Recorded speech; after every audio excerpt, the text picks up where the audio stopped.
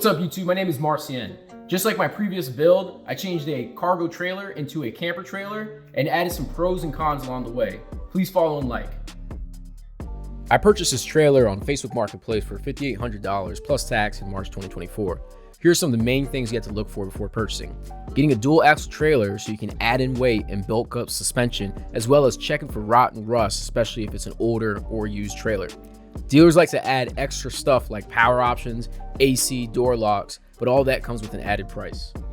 Removing the stock plywood that comes with the trailer to stripping it down to bare metal and adding insulation with foam and foil, the first 3 steps took about a day.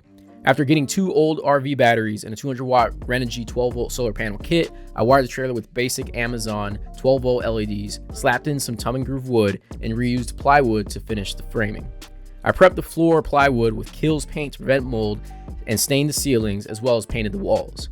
Because it's lightweight and easy to clean, I chose vinyl flooring. Most importantly, tape out your desired layout with actual measurements before installing anything. Consider weight distribution and location of axles, the size of the bed, and bathroom and kitchen plumbing if you want that option. I opted out.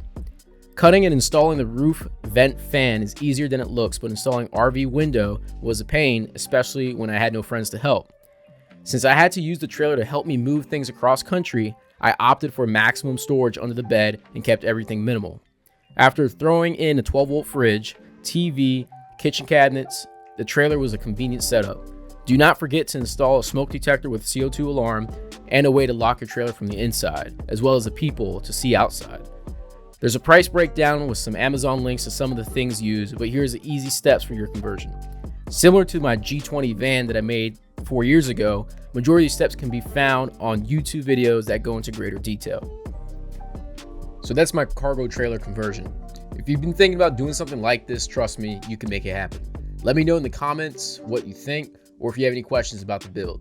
Thanks for watching.